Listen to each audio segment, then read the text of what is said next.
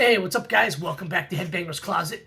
So it's mid-December. Holidays are in full swing. I'm a big fan of Christmas. A lot of the stuff from my collection I got in the 80s and early 90s were Christmas gifts. So I kind of wanted to do a holiday-themed video. So it's going to be a thread. Hopefully you guys jump on this. I'd be really interested to see what albums you guys choose. I know my buddy at Mark over at Twanger's Turntable would definitely jump on this thread, and I'm really interested to see if he would choose as well. So the theme is, your friends invite you to a holiday, Christmas party or whatever, holiday party, and they want you to choose the records to play. So I've chosen a handful of records here to show you guys today. I've got some classics and I've got some new stuff out in 2024. So let's get right to it. I show up at the party, I've got the records in tow, and the first album I'm spinning is Poison's Look What the Cat Dragged In. What better way to start the party off, right? By playing one of the best records from one of the bigger party bands in hard rock and heavy metal. And I could have gone with their second album, right? Open Up and Say Ah, which has got pretty much the ultimate party song on there. Nothing But a Good Time. But I chose this one just because it's a better record overall. I think it's got way more hits on it. It's just every song on the album is great. And I've told this story a million times, but this thing came out in 86, I believe, and I was 11. So when it came out, I saw the videos on MTV. I don't know which order it came in, but it was I Want Action and Nothing But a Good Time. Those were the two videos I remember seeing, and I loved them. Thought it was great songs, great videos.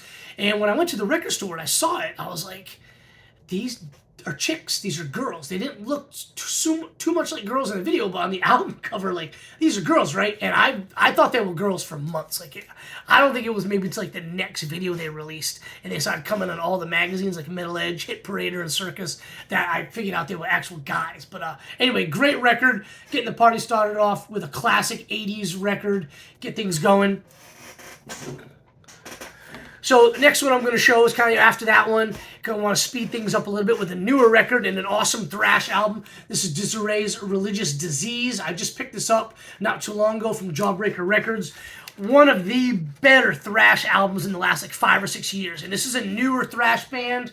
And, there's a lot of thrash bands out there that say, it's like old school sounding thrash. And these guys actually deliver. It's got a really good mix of that old school vibe and feel with that new school sound as well. Really, really great stuff. These guys are out of Europe. I don't really remember. I think maybe Sweden or something like that. But awesome record, Desiree's Religious Disease. Check it out if you dig thrash metal. It is amazing. It's, I kind of liken it to, a little bit of mix of a good American Bay Area thrash with some of that, Creator and Sodom and Destruction European thrash as well. So check this out. So that's the second album I'm spinning at the party. After Poison's Look What the Cat Dragged In. Want to kind of speed things up, get a little bit more heavy.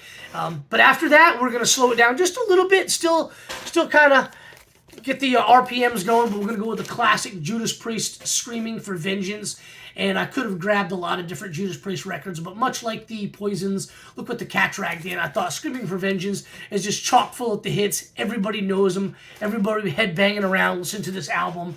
And you can't go wrong with this one. It's an absolute banger and a classic. So we're playing that one next. And then I definitely want to slow it down a little bit. Everyone's kind of got 3 albums under their belt. They're probably getting a little bit tired from all the headbanging and the drinking. So we're going to slow it down, but we're going to keep it super heavy with the latest from Necrot, Lifeless Birth. This is an absolute banger of a record. Easily in the top 2 to 3 best death metal albums that come out this year in 2024. I'll kind of show you guys the record here. Get a pretty awesome black and white splatter vinyl, pretty cool looking right there. This album is phenomenal. Really bummed out. They came to Atlanta in June, and I had to go to Texas for work, so I couldn't see them. But I've never seen Necrot live. I've been a fan ever since their last record. I've never seen them live, so hopefully they come back around. But this thing is absolutely amazing. Go check it out, Lifeless Birth by Necrot. They've actually come to Atlanta, or not Atlanta, Georgia, because they played in Athens prior to this album being released, and that's, it's the middle of the week, and that's a 3-hour drive, so I definitely wasn't going to make that show. But so the next album, we're going to go back to a classic, something everybody knows and everybody loves. We are going to spin Iron Maiden's The Number of the Beast, the first record with Bruce Dickinson, and of course I couldn't not put a Maiden album on this list. I could not bring a Maiden album to this party. They're just such an amazing band. Love them. Love everything they've done. Just got the news a few days ago that Nico McBrain is hanging it up after 42 years of playing with the band.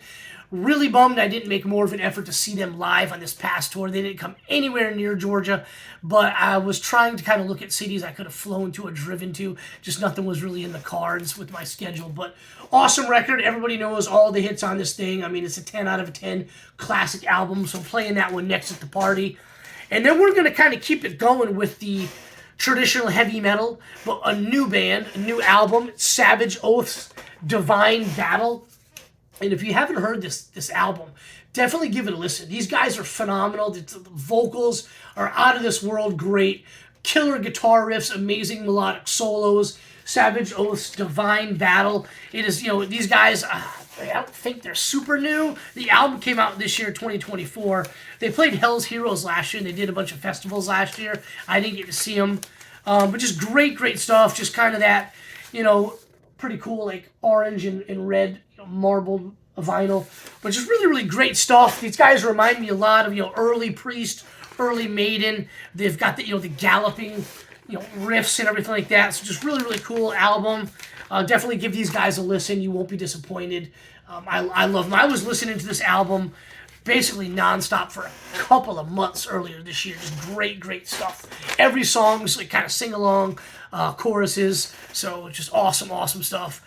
So the next one I'm going to show, we're going to bring it back to some more death metal. An awesome 2024 release, Chemotoxins, When Time Becomes Lost. I've talked about this album before, but I haven't talked about it enough. Absolute banger of a record, super heavy, super melodic, just killer, kind of guitar solos, very, just, like I said, melodic, just kind of take you out there. Just some of the best guitar solos in death metal, if you ask me. Really cool. Nice green vinyl there. These guys from California, they've been around a good bit. They've got a lot of releases, but they're not like super well known in my opinion. I've been trying to kind of get the word out there, and that's one of the reasons I've chosen some of these albums for the party for the 2024 releases, because they're records I love and I kind of want more people to kind of get on board with. I'm big with that, like just kind of hoping to turn people on to newer bands. And these guys are great. If you dig death metal, you're going to love them. Got a little bit of death in there, some of that influence, but just super melodic, great vocals.